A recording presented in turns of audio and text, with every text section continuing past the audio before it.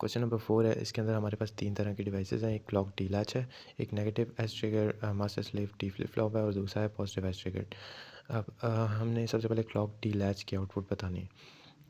Clock D latch मतलब simple D latch, जहाँ पे हमारे पास क्लॉक हाई है उस टाइम पे वो डी को कॉपी करेगा एंड जिस टाइम पे लो होगी तो वो लास्ट स्टेज पे जो भी आउटपुट थी उसे कॉपी करके रखेगा।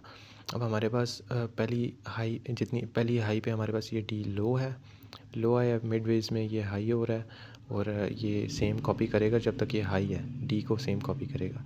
फिर उसके बाद एंड पे ये हाई था तो ये जितनी देर लो है तो क्लॉक जितनी देर लो है उसे कॉपी करके रखेगा। अब फिर जितनी देर क्लॉक हाई है सेम को कॉपी करेगा। अब हमारे पास फिर से क्लॉक हमारे पास जितनी देर लो है वो उसे सेम कॉपी करके रखेगा, सेम आगे चलाता रहेगा। अब फिर हाई पे हमारे पास सेम कॉपी और हाई पे कॉपी। अब इसके बाद हमारे पास सेकंड डिवाइस है negative edge trigger master slave D flip flop. इसकी आउटपुट अब हमने बतानी है।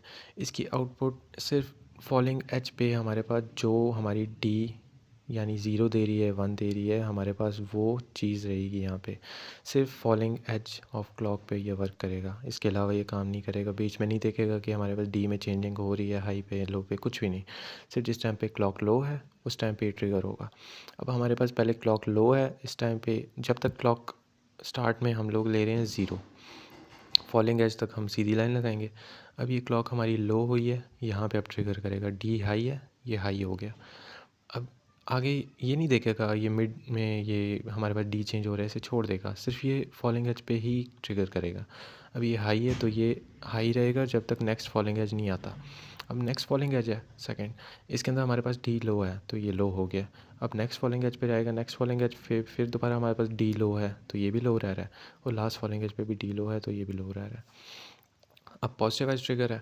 पॉजिटिव एज ट्रिगर में हमारे पास डी पॉजिटिव सेम नेगेटिव की तरह लेकिन ऑपोजिट काम करेगा कि जिस टाइम पे पॉजिटिव एज पे सिर्फ काम करेगा। अब पॉजिटिव एज पे ये डी लो है, लो रहेगा नेक्स्ट पॉजिटिव एज तक, और फिर अब नेक्स्ट पॉजिटिव एज पे डी हाई है तो ये हाई हो गया। नेक्स्ट पॉजिटिव एज तक सेम रहेगा और उस जो थर्ड पॉजिटिव एज है इसके अंदर हमारे पास डी जो है वो हाई है तो सेम ही रहेगा। अब जो फोर्थ राइजिंग एज है उसमें उस तक ये सेम कॉपी रहेगा। अब जो फोर्थ राइजिंग एज है इस पर हमारे पास डी लो है तो ये लो हो गया और हमारे पास ये लो आउटपुट आगे शो हो गया।